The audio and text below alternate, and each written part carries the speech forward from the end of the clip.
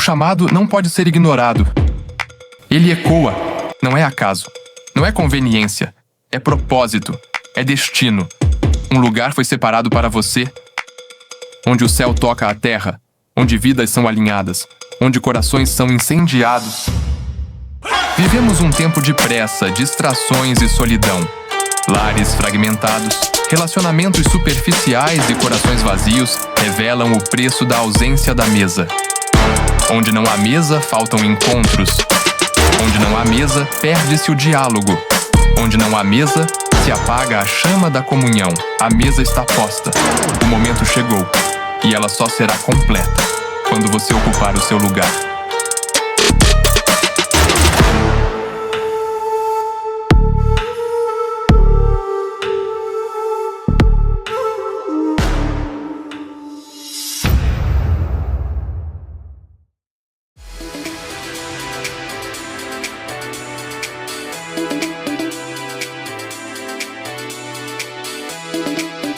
Boa tarde, pessoal. Graça e paz, tudo bem?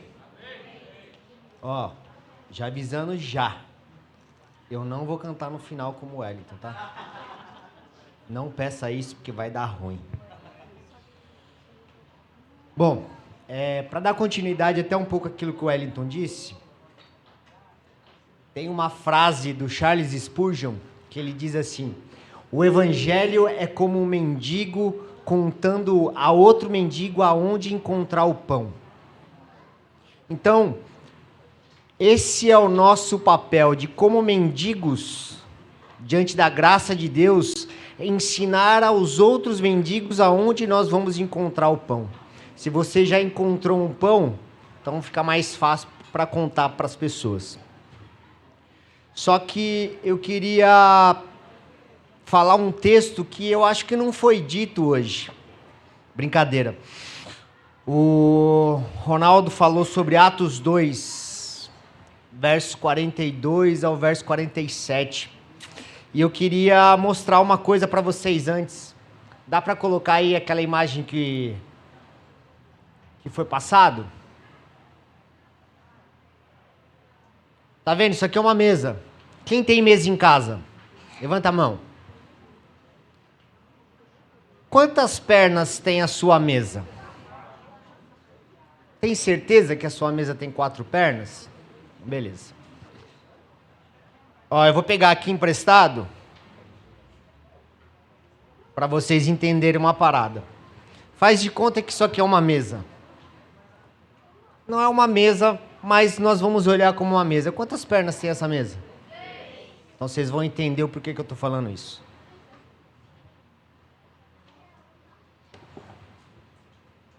Para aqueles que não me conhecem, meu nome é Caio, eu tenho 50 anos, eu sou casado com a Juliana, pai do Samuel, que tem 19 anos, e da Maria Mia, que tem 6.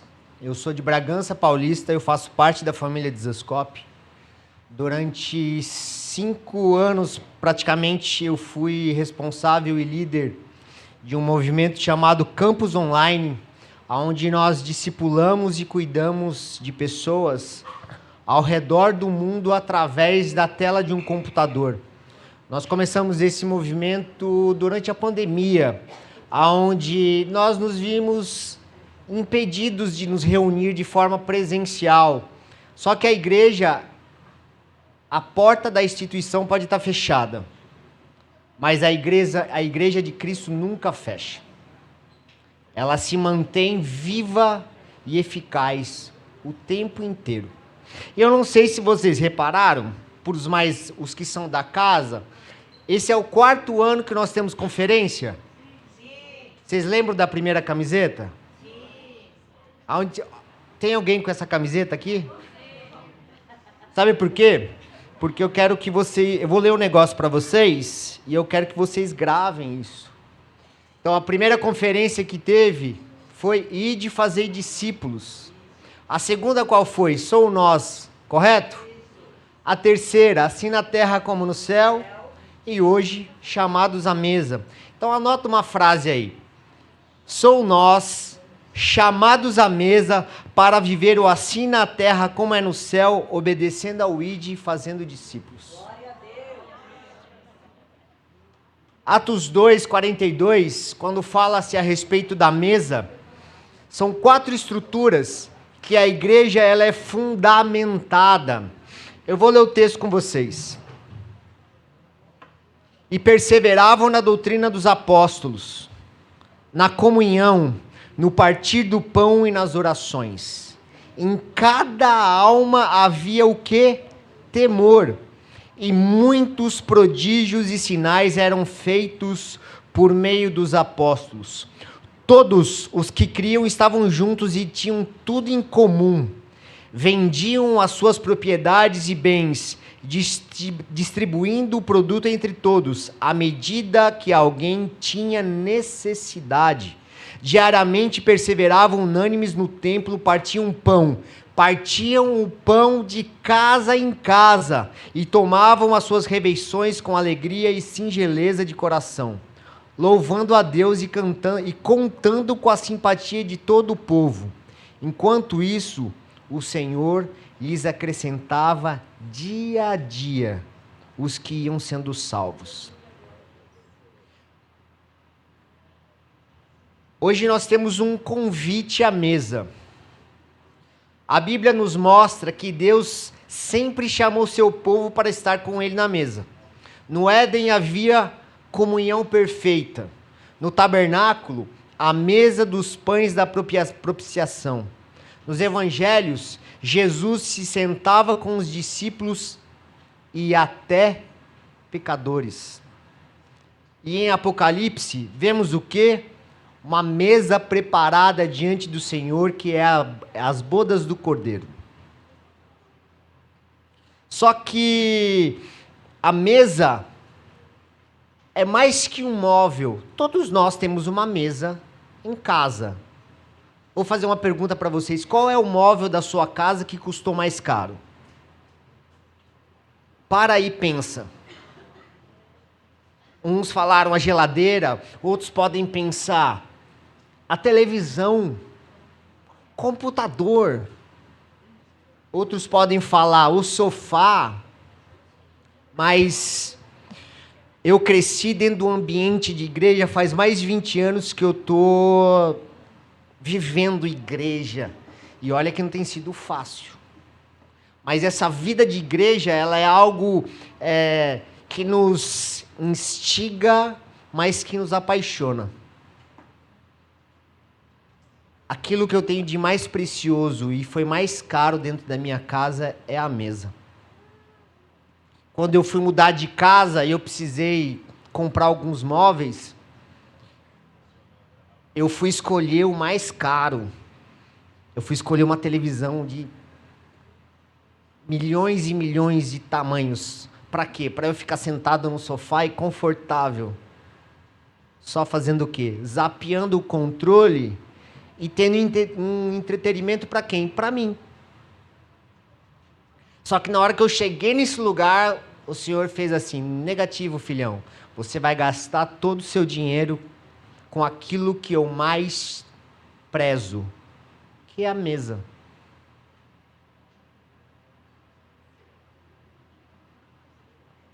Atos 2 mostra que a igreja primitiva, ela era firme em 4 fundamentos: doutrina, comunhão, partir do pão e das orações. Então uma mesa, ela tem essas 4 estruturas, 4 pernas: doutrina, comunhão, partir do pão e das orações. Só que imagina isso como um fundamento, essas 4 pernas da mesa. E uma das pernas, ela não está tão firme, ela está bamba. Alguém já comeu numa mesa onde uma das pernas ela não está tão firme, as outras 3 ela está firme e uma está meio bamba? Então você parece que fica meio instável. Mas com 3 pernas firmes e uma mais ou menos, a mesa continua de pé? Tira uma perna, a gente tem aquela mesinha ali, ela continua firme? Você consegue ter uma mesa, mas qualquer situação ela pode pender e cair tudo que tem em cima. E agora, 2 pernas, sustenta uma mesa? Uma perna sustenta uma mesa? Então vamos pensar junto. Hoje, nós vivemos uma geração, é uma geração muito poderosa no Senhor. Nós falamos que é uma geração que talvez anteceda a volta de Cristo. Uma geração que queima por Jesus. É a geração dos nossos jovens. Vocês concordam comigo? Não é legal ver os jovens queimando por Jesus na igreja? Então, eles queimam, e é uma geração profunda que tem procurado conhecer as Escrituras com todo zelo. Até procurar igrejas que tenham uma teologia profunda. Faz sentido? Só que uma comunidade onde ela tem profundidade das Escrituras e ela não tem tanta comunhão, ou ela não tem tanto partir do pão, ou ela não tem tanta oração, pergunta, ela sobrevive? Pensa aí.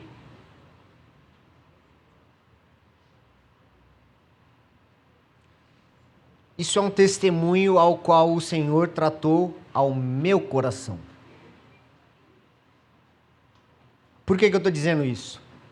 Porque teve um tempo na minha vida que, para mim, valia muito mais as pessoas que conheciam teologia do que a vida cotidiana da igreja. O Gustavo está aqui, discípulo que o Senhor me deu, conhece bem o meu coração, sabe como é que é. Eu sou um cara que gosto muito de estudar a Bíblia.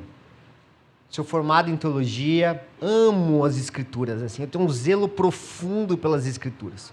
Só que o meu zelo profundo pelas Escrituras, ao longo do tempo, ele foi me fazer adquirir um pecado, que era julgar pessoas que não tinham o mesmo zelo pelas Escrituras. E quando eu digo zelo pelas Escrituras, eu não estou falando sobre devocional e leitura, não, eu estou falando assim, zelo profundo. Se eu posso dizer, eu era um fariseu moderno. Eu não tinha o tsi-tsi, eu não me vestia como um fariseu, usava uma skin de moderno, mas a profundidade, a raiz do meu coração estava dentro de um ambiente onde aquele que não tinha conhecimento bíblico, para mim, talvez não teria oportunidade comigo. Nós estamos fazendo isso hoje. Primeira doutrina é a doutrina dos apóstolos. É onde nós vamos fundamentar a nossa estrutura. Imagina uma casa sendo construída, você constrói uma casa. Aquilo que está para cima do solo é o visível. Mas aquilo que está embaixo do solo é o que sustenta. Vocês concordam comigo? Se uma casa não tem uma estrutura muito forte, o que acontece? Ela cai. Ela cai. Então, a primeira perna da igreja, de forma clara e importante, é a doutrina.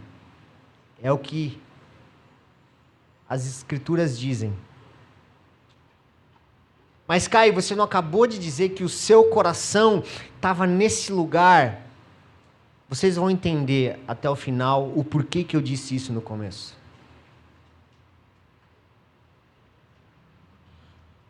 Doutrina não é opinião de homens, mas o ensino que os apóstolos receberam de Cristo e nos transmitiram.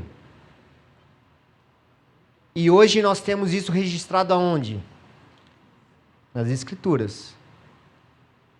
Pergunta: qual é o zelo que cada um de nós tem por isso aqui?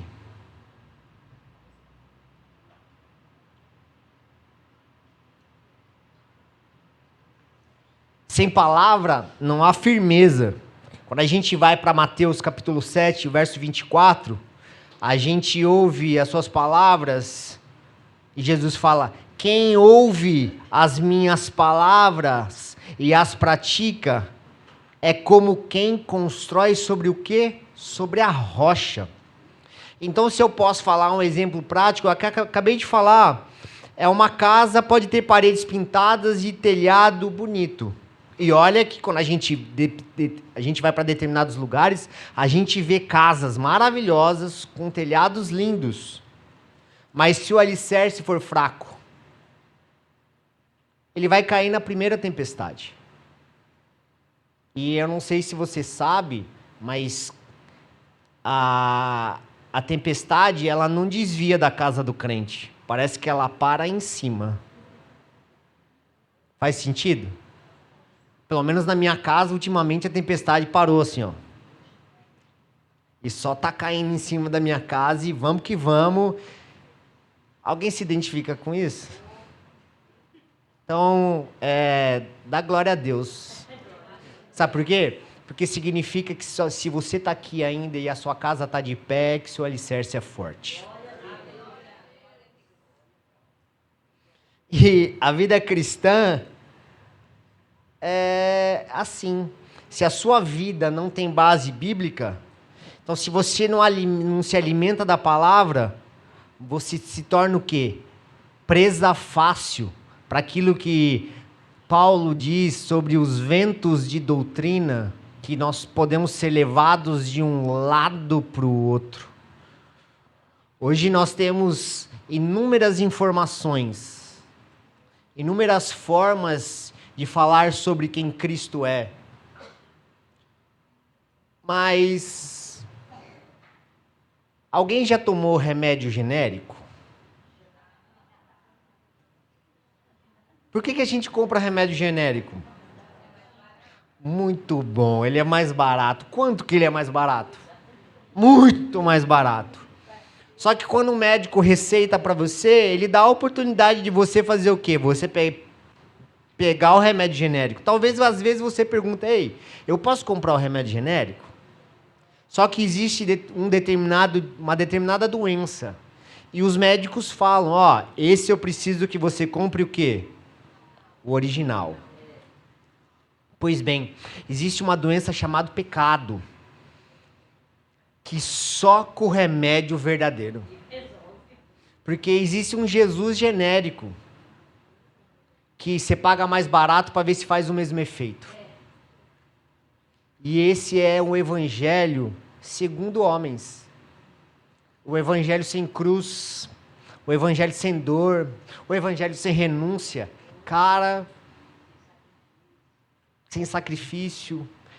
Só que Jesus disse assim: ó, aquele que quer vir pós mim, o que deve fazer? Tome sua cruz e siga-me. Não, tem uma coisa antes, porque você só tem direito de carregar a cruz, a mesma que Jesus carregou, se você se negar primeiro. Se você não se negar, a cruz não serve para você. Negue-se a si mesmo. Tome a sua cruz e siga-me.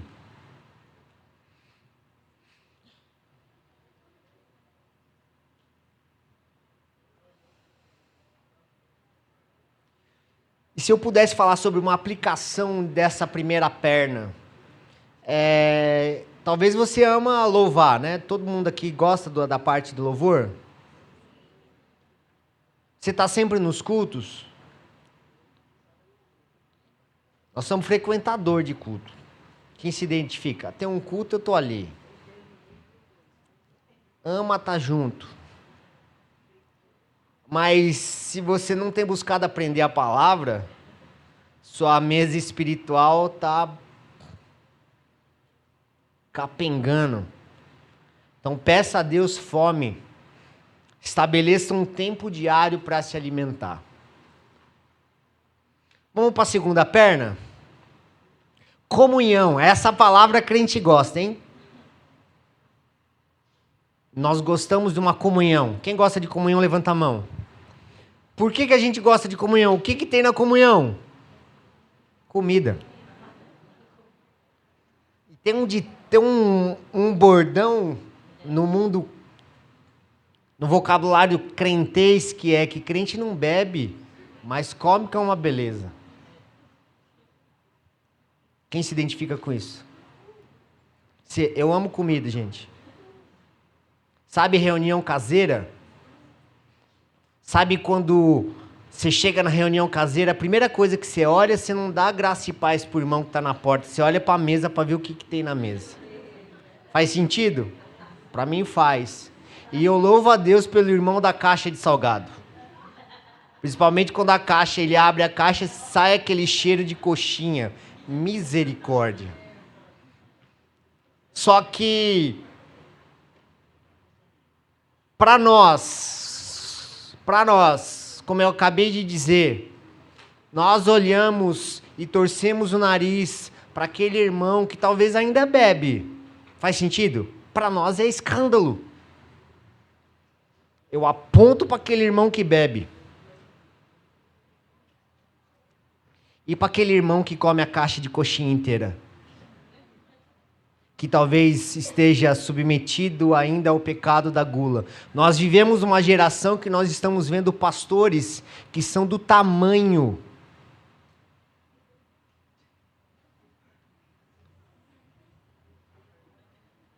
Sabe por quê?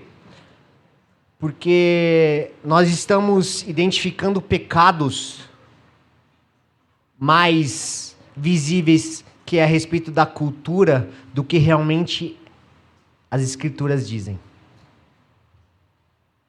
Faz sentido? Na sua vida você ora contra o pecado da glutonaria? Difícil, né? Eu estou falando isso porque tudo aquilo que eu estou pregando para vocês, eu olhei no espelho primeiro.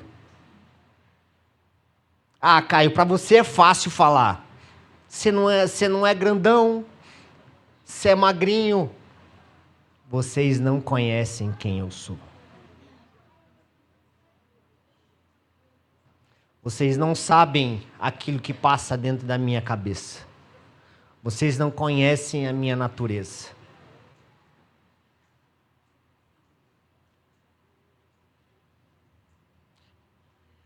Comunhão. O que significa comunhão? Não é comilança. Não é eu me assentar à mesa e comer diante do meu amigo, ou como o Salmo 23 fala, que o Senhor prepara uma mesa diante dos meus inimigos. O seu irmão não é o seu inimigo. Você pode dividir aquilo que está em cima da mesa. Você não precisa se preocupar. Se acabar, está tudo bem. Comunhão significa partilha. Significa caminhar junto. Vida em família, ou como nós lá em Bragança, na família de Zascope, chamamos de vida na vida. O Wellington acabou de falar aqui de uma questão que ele foi buscar os refrigerantes ontem com o irmão, e o trânsito abençoado proporcionou o quê? Comunhão, discipulado. Discipulado, comunhão, vida na vida. Ei, discipulado, comunhão, vida na vida, não é marcar uma hora na semana para tomar café. Café pode ser um discipulado, mas não é a base. Ainda, quem vai no banco aqui ainda?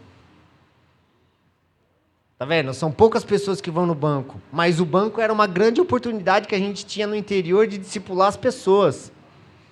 Ô, o que você está fazendo? Nada. Vamos comigo no banco?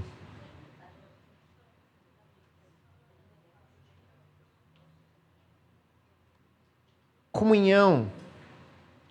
Porta da sua casa, ela é oportuna para abrir para os irmãos?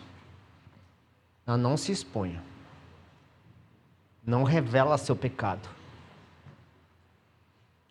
Há um tempo atrás, eu falei sobre discipulado com alguns irmãos, que eu nem lembro mais aonde é, que a maior dificuldade de você ser um anfitrião de uma igreja caseira, ou de pequenos grupos, ou de célula, É você dar o primeiro passo para abrir a sua casa.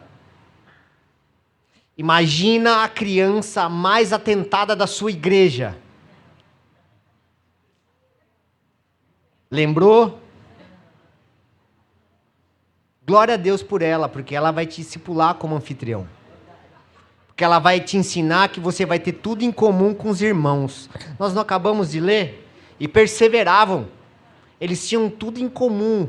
O seu sofá branco não é mais seu. É da igreja. Conselho. Quando eu abri a minha casa para ser uma igreja caseira, eu tinha um sofá branco. E na família de Zascope nós temos o costume de ceiar toda reunião caseira. Então nós nos reunimos semanalmente na casa de um irmão e nós ceiamos toda semana. Porque para nós o princípio é, todas as vezes que vocês estiverem reunidos em nome do Senhor, fazer isso em memória dele. Nós nos reunimos como igreja para quê? Para cantar para nós ou para adorar ele? Então é memória dele. Então nas igrejas caseiras a gente ceia toda semana. E o meu sofá era branco. Depois da ceia dos adultos, as crianças vão tomar o lanche conosco. Meu sofá virou roxo, de suco de uva. Qual foi a minha vontade? Subir pela parede. Mas o Senhor falou assim, vocês têm tudo em comum. Lembra da palavra? Perseverança. Persevera. Cristianismo não é uma fé para viver sozinho. Imagina uma brasa. Você pega uma brasa e coloca na churrasqueira. Os homens que gostam de fazer churrasco. Dá para fazer carne com uma brasa só? Para a brasa continuar aquecida, o que você tem que fazer mais? Pôr mais carvão e uma brasa pega na outra e uma brasa pega na outra. Crente sozinho não tem Espírito Santo. Ele não pega fogo. Você só consegue ser incendiado onde você está num ambiente onde o Espírito Santo se move na comunhão. Ah, não, eu sou super crente. Se não caiu, tá para cair. Então, se eu posso dizer uma aplicação sobre isso, talvez você seja alguém firme na palavra, mas não consegue se abrir para o irmão ou abrir a sua casa. Vive guardando mágoas, se afastando e escolhendo caminhar só. Mas a fé cristã, ela é comunitária. Como que chama essa igreja? Como é? Comunidade. Comunidade. Vocês têm que ter o quê? Tudo em comum. É comunidade.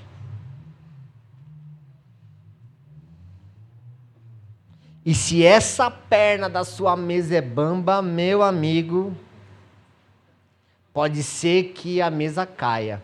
É mais fácil a perna da sã doutrina ser bamba e a mesa permanecer de pé do que a perna da comunhão.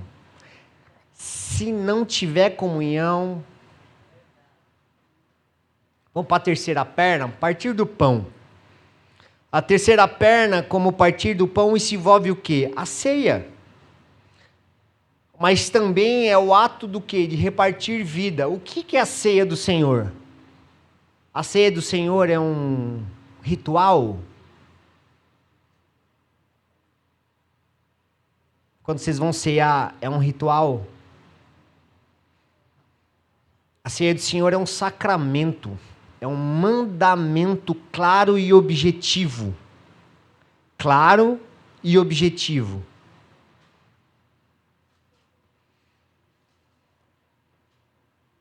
Generosidade. Então, imagina um banquete. e você tentando comer tudo sozinho.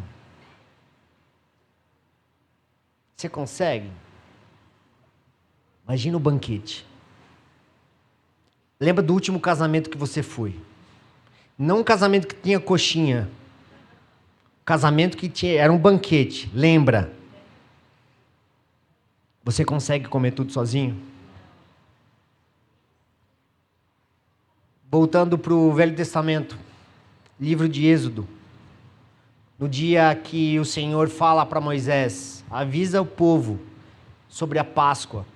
Passa o sangue do cordeiro nos umbrais. Separa o cordeiro. O que eu tinha que fazer com o cordeiro? Comer ele inteiro. E se a sua família fosse pequena, para não conseguir comer o cordeiro inteiro, você tinha que chamar quem? Outra família para dividir o cordeiro. Partir do pão ceia, você come o cordeiro inteiro. Quem gosta de comer miúdo, fala para mim. Alguém gosta de miúdo? De 100 pessoas, 2, 3, 4.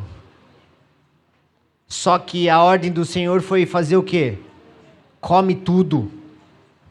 Sabe o que significa isso? Que existem partes do corpo de Cristo que você tem que comer mesmo você não gostando.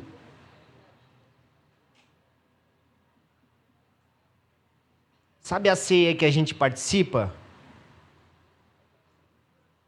Às vezes a gente pode ceiar, não da forma indigna como nós aprendemos que eu estou em pecado, então se eu estou naquele mês em pecado eu não ceio. Porque se eu estou em pecado e se eu não posso ceiar porque eu estou em pecado, então eu não ceio mês nenhum. Porque eu estou em pecado o tempo inteiro. Porque a Bíblia mesmo fala que aquele que não tem pecado, ele é mentiroso. A forma indigna de ceiar não é estar em pecado, mas é não discernir o corpo. É você não entender, é você não perceber as dores ao qual o seu irmão tem passado, os problemas ao qual o seu irmão do lado está passando. Partir do pão. Talvez a sua mesa, essa perna tá bamba. Porque você está mais preocupado com essa perna do partir do pão e não estar em pecado do que discernir o problema do seu irmão de verdade. Isso tem a ver com o quê? Generosidade. Partilhar. E a última perna é a perna que a igreja mais erra, que é a oração. A igreja primitiva em todo o tempo orava. Quer um exemplo? No livro de Atos, fala que Pedro foi preso. E a igreja estava fazendo o quê? Orando aonde? Provavelmente na própria casa de Pedro. Então você imagina você orando fervoroso lá, Senhor, liberta nosso líder. Ele foi preso injusto, ele foi preso porque pregava o evangelho. Daqui a pouco, bate na porta. Uma menina vai abrir. Ela abre e faz assim. Fecha a porta, volta lá para dentro e fala assim, gente, acho que eu vi uma assombração. Quem que você viu lá? O Pedro. Nós estamos orando para ele, ele está lá na porta. Aí eles vão e abrem a porta e ele entra para dentro de casa. Qual a diferença da oração dos caras para nós? Qual a diferença da oração da igreja primitiva para nós? Para e pensa. Pelo que você tem orado? Pelo seu boleto que você tem que pagar na semana que vem e você não tem o dinheiro? Então a resposta é, antes de ter esse boleto, não tenha feito ele. Pela fatura do meu cartão de crédito que estourou. Antes do cartão de crédito estar estourado, Planeje antes de gastar ele. Não gaste mais daquilo que você ganha. E você pede um milagre para Jesus. Não existe milagre desse jeito. Filhão, você ganha 10 e gasta 15, sobra falta 5. Jesus não vai fazer milagre se você não for prudente. Faz sentido ou só eu que vivo assim? Ganho um tanto e gasto um tanto a mais. Faz todo sentido? Amém. Então acho que não sou eu que estou errado nisso. Só que qual o problema? O problema é que o Caio fica de joelho orando, pelo amor de Deus, Senhor, me dá o dinheiro para pagar o cartão de crédito. Só que é isso que o Senhor nos ensina nas Escrituras, que a gente tem que orar sobre, para pagar as minhas dívidas? Não. Ele nos ensina que nós temos que orar uns pelos outros. Para quê? Para fortalecer. Fortalecimento. Senhor, nos fortalece. Livra-nos das tentações. Só que, lembra aquela hora que eu falei para vocês sobre que existe uma geração que está preocupada em uma perna? Hoje nós temos uma geração que é a geração que mais conhece sobre Jesus, que mais lê livros de Jesus. Quem gosta de leitura aqui? Fala para mim. Quem lê de verdade? Quantos de nós verdadeiramente conhece Jesus? Fala para mim.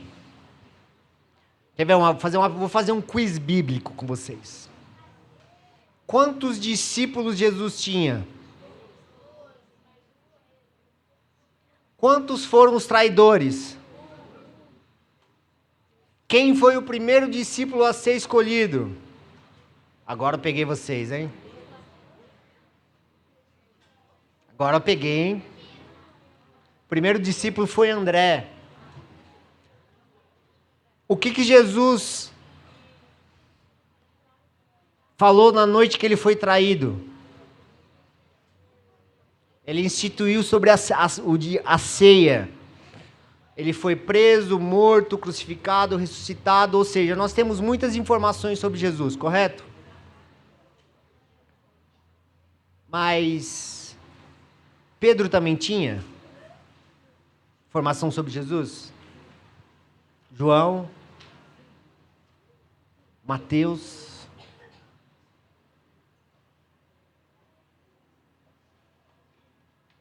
E verdadeiramente, quem era o discípulo chamado discípulo amado? João. Por que João era conhecido como discípulo amado? Porque as Escrituras dizem que ele conhecia as batidas do coração de Jesus. Você conhece Jesus ao ponto de saber pelo que o coração dele bate? Você conhece Jesus ao ponto de saber pelo que o coração dele bate?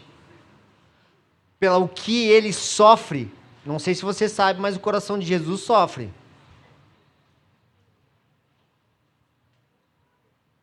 Pelo que Jesus sofre?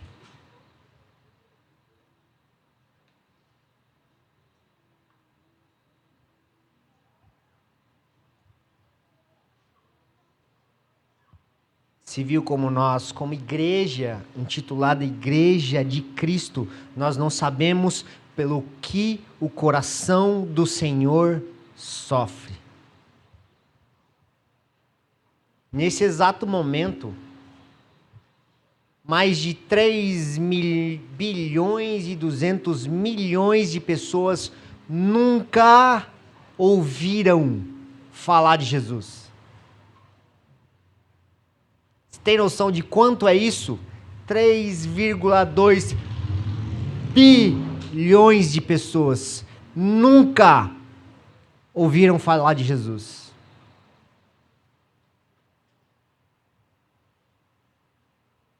Nossa, Kai, que palavra dura. Não é dura não. É a realidade. Sabe por quê? Porque às vezes a gente acha que estamos vivendo, e eu falo por mim, achamos que vivemos uma doutrina forte. Só que tem um detalhe para vocês. Lembra que eu disse no começo sobre qual era o meu maior zelo? Uma igreja, ela consegue sustentar uma palavra talvez não tão forte, mas ela não consegue viver sem comunhão. Uma igreja não consegue viver sem o partir do pão. Uma igreja não consegue viver sem oração. E a geração de hoje, ao qual eu me coloco no meio, mesmo fazendo, talvez, estando no o pé da geração passada, muito mais preocupado em procurar hoje uma igreja que tem um nível de teologia profunda. Só que conhecimento teológico acadêmico não vai para fora da rua, da porta da igreja para fora. Orar pelos enfermos. Hoje, a sua igreja, as nossas igrejas, quantos endemoniados têm aparecido? Tem alguma coisa errada, não tem? Quantas pessoas elas são curadas pelo poder da oração do corpo de Cristo?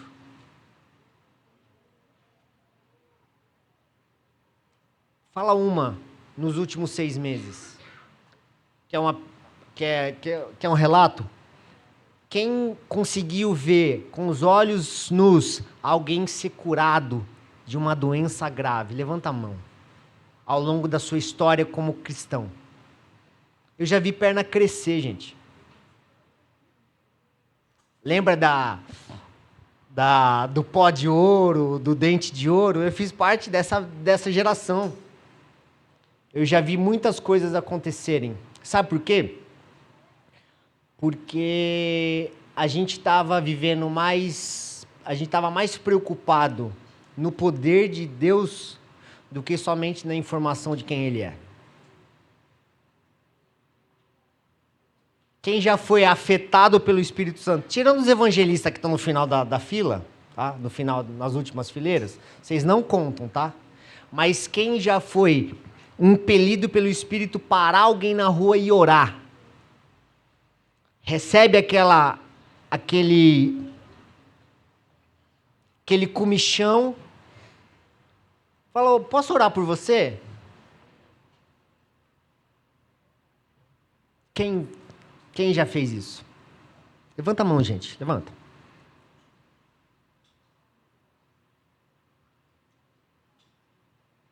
Meu papel hoje aqui é trazer uma responsabilidade para a igreja. Meu papel aqui hoje é trazer a responsabilidade de fazermos e voltarmos àquilo que a gente vivia no começo.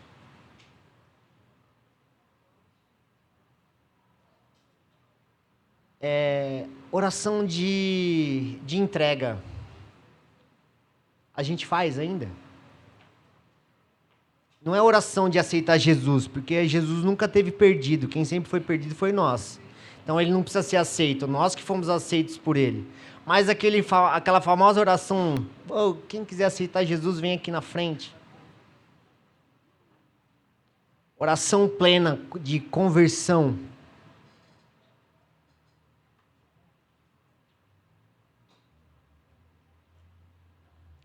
Sabe por que eu estou falando isso? Porque existe uma estação que está sendo aberta.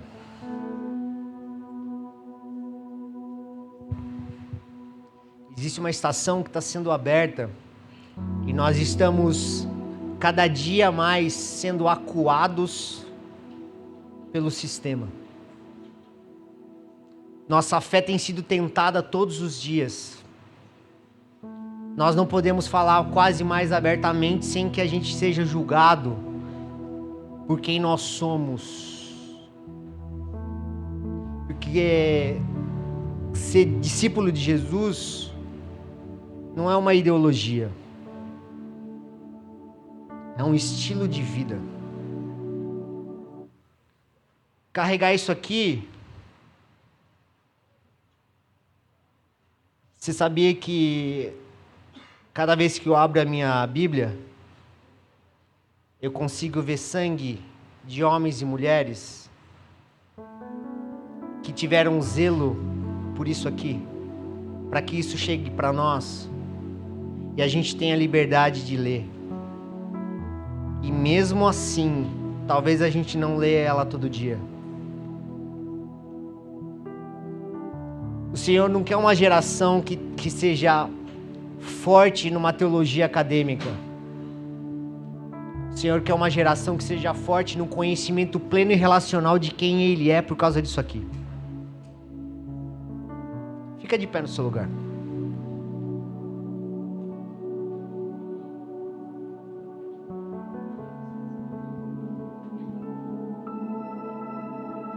Talvez quando você veio para cá com uma expectativa que seria só ministrações de festa, ou onde nós vamos conferir aquilo que cada um trouxe a palavra, como o Douglas, como o Ronaldo, como o El, como cada um, como os que virão. Só que primeiro, antes da gente conferir o que a palavra está dizendo através da boca de cada pregador, nós temos que conferir o que ela está fazendo dentro de nós.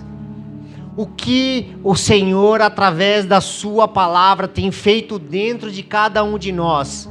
Reflete agora. O que Ele tem feito?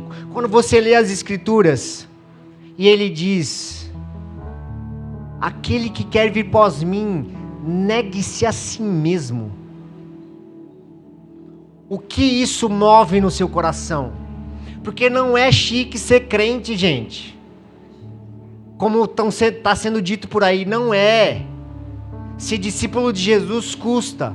E o preço não é uma camiseta preta e uma calça legal, não. É a sua vida. Sabe a escola que você estuda, aos jovens? Um dia você vai ser amassado porque você é cristão. Sabe o trabalho onde você trabalha? Um dia você pode ser mandado embora por causa da fé que você professa. Sabe aquilo que acontece no mundo muçulmano, as informações que nós temos através do Portas Abertas? Tem gente que morre por causa disso aqui, ó. Tem gente que morre porque não nega Cristo, porque é a única coisa da vida dele que vale a pena, e eles não têm nada.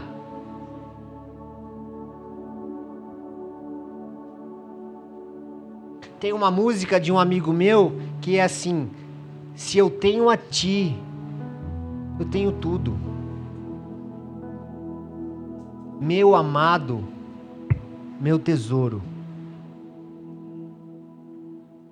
O quanto Jesus é o seu tesouro. Você quer sentar à mesa dele de verdade? Você tem certeza que você quer sentar na mesa dele? Não tem pão de queijo na mesa de Jesus. E nem a caixa com o salgadinho, que é legal. E nem o pão doce que o Wellington disse, com aquela raspa de coco em cima. A mesa de Jesus tem pão amargo, pão sem fermento,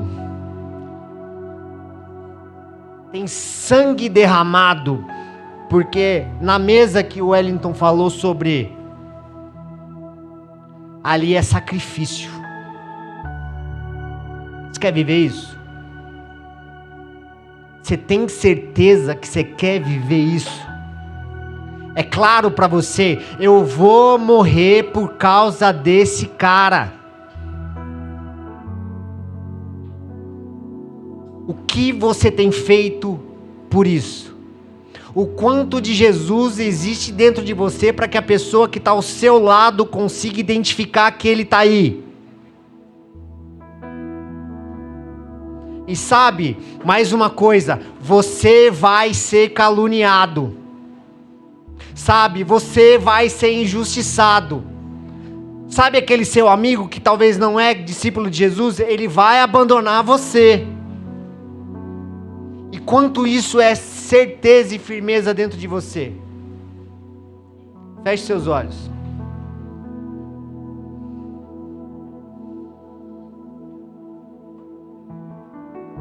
Eu passei 3 minutos. Quem me dá mais 5 minutos, levanta a mão. 5, 10, 15, 20, 25. Brincadeira à parte, só para trazer esse lugar de reflexão para vocês. Quando eu peço para que você feche os olhos. E se eu falar para vocês assim, o nome de Jesus, qual é a primeira imagem que vem na sua face? 99% das pessoas que estão na sala e você que está na transmissão vai lembrar do Jesus do The Chosen. Faz sentido? Só que quando eu fecho os meus olhos e ouço o nome Jesus, eu vejo um homem de 33 anos preso numa cruz, sem a possibilidade de esconder a sua nudez, porque ele foi crucificado nu, diante de toda uma nação, por causa de mim e por causa de cada um de nós. Se esse não for o motivo pelo qual nós possamos viver e morrer, minha fé, ela é inexistente.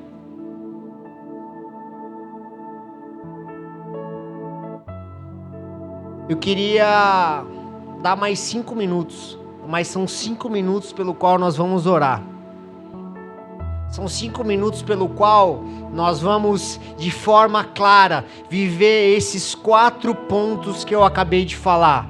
Doutrina não é só a parte acadêmica das escrituras. Doutrina é aquilo que nós cremos, a nossa fundamentação, aquilo pelo qual nós vivemos, a firmeza, a certeza daquilo que eu creio.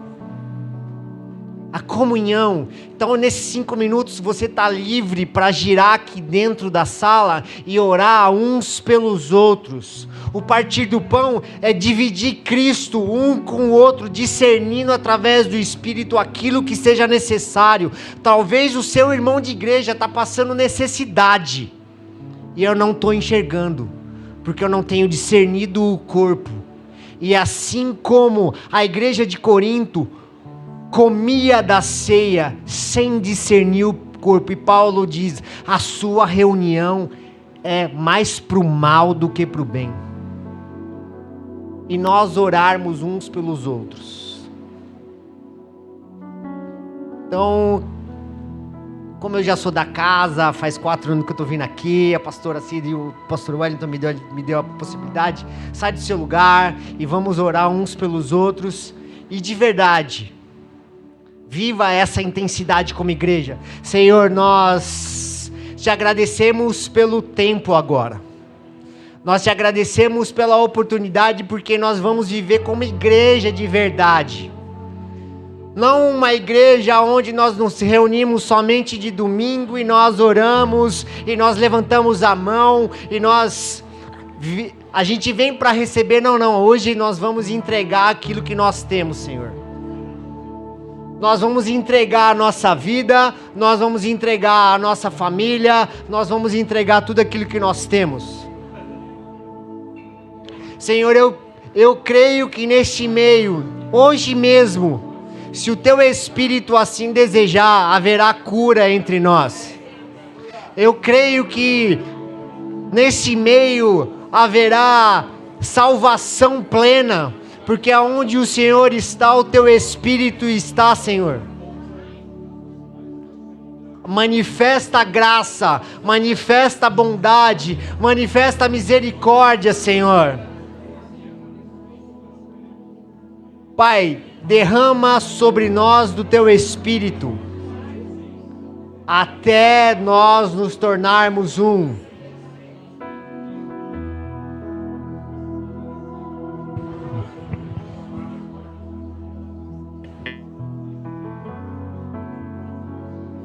Pai, nós oramos a Ti, Senhor. Nós desejamos a Ti, Deus, e que os nossos desejos, os nossos anseios, Senhor, eles possam ser alinhados ao Seu, Senhor.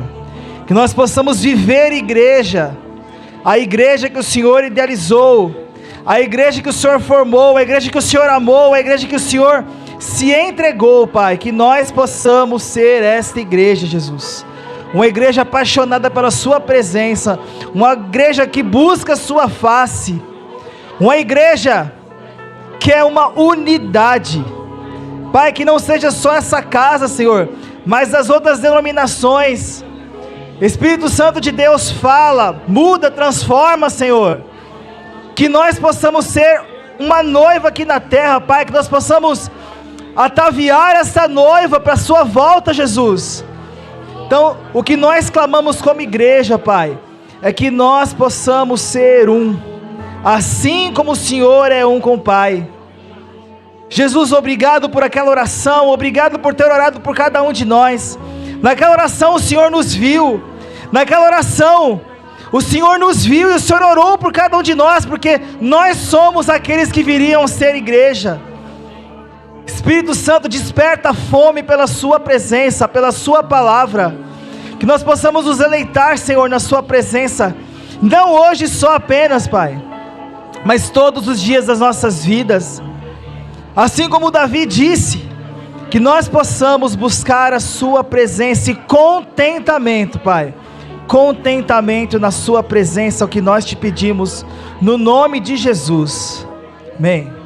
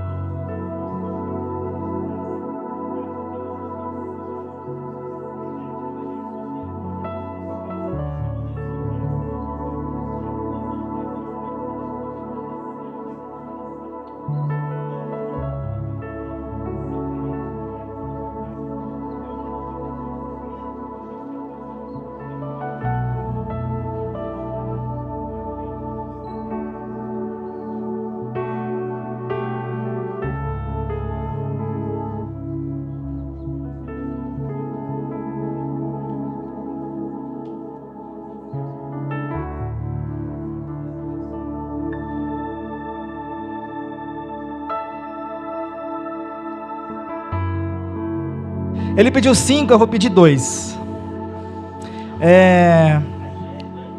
Nós começamos as conferências em 2022. Eu já contei essa história, eu não vou contar de novo. Mas o cara é um cara que ouviu o chamado, um cara que entendeu qual é o propósito. Ele não olhava quem, onde, quando, ele só falou, passa o endereço que eu vou. E eu tenho certeza que ele olha para nós hoje e vê o quanto Cristo tem sido formado nas nossas vidas, né? E você tem participação nisso, e eu queria que a igreja honrasse você, levantando as suas mãos, né? Erga as suas mãos, que nós possamos orar. Você tem 1 minuto aí, para orar pela vida do Caio. Ore pela sua família, pela sua condição, ore pela vida dele no nome de Jesus, amém? Pai, colocamos os seus filhos, Senhor, o seu filho nas suas mãos, Senhor. E nós como igreja abençoamos a vida do Caio, Pai. Que o Senhor possa direcioná-lo aonde quer que ele deve andar, o que ele deve fazer. Obrigado, Senhor Jesus, porque um dia Ele veio a este lugar e foi instrumento das Suas mãos, Senhor. Obrigado porque o Senhor levantou este servo, Senhor. Ele é um verdadeiro discípulo de Jesus e nós temos aprendido muito com ele, Pai. Nós enxergamos Jesus através da sua vida, Pai. Então, honra, livra, cura, transforma, dê saúde, vitalidade, vigor, força, Senhor, para que ele possa continuar a sua obra, Senhor, hoje e sempre. Abençoe ele e a sua família, Pai. No nome de Jesus é o que nós te pedimos como igreja, Pai. Te agradecemos. Amém. Uma salva de palmas a Jesus.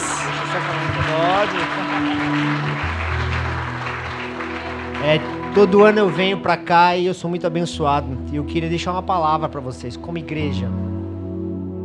Enquanto eu tava ali, esperando pra subir, ouvindo o louvor dessa sessão, o Senhor trouxe...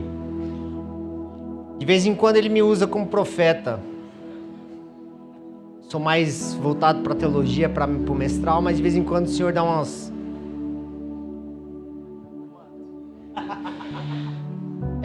Jeremias capítulo 7 traz o relato sobre uma geração que adorava a rainha dos céus em processo de idolatria. E havia uma estrutura familiar onde os filhos carregavam a lenha, as mulheres preparavam a comida e os maridos pagavam a conta. E a gente tem visto isso ao longo do tempo durante as igrejas onde eu tenho caminhado. Os jovens têm a função de carregar a lenha, de ser o fogo da igreja. As mulheres têm preparado o alimento espiritual nas casas e os homens têm a sua função de provedor e pagar a conta. Só que o Senhor lá atrás levantou uma geração de sacerdotes, de homens de guerra, onde são responsáveis por trazer, preparar e carregar a lenha, manter o altar sempre aceso. Então eu declaro sobre essa igreja que os homens dessa casa serão uma geração forte, que os homens dessa casa serão os responsáveis pela geração, pela lenha e pelo altar sempre aceso, para que o cordeiro, para que o sacrifício permaneça aceso. O que me entristece é ver círculos de oração onde só tem mulheres. Homens, vocês foram chamados para ser os guerreiros do Senhor.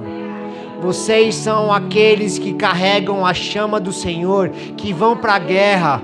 O único homem aonde diz que no momento onde os reis estavam em guerra, ele não estava, ele caiu e pecou. Estejam em guerra o tempo inteiro, homens. A sua família depende de você, não para que você pague a conta, mas para que você seja o sacerdote do seu lar, para que você ponha a lenha na fogueira, para que você faça o churrasco, para que você honre a sua esposa, para que a sua casa permaneça sendo abençoada pelo Senhor. Eu declaro isso em nome de Jesus. Amém. Glória a Deus.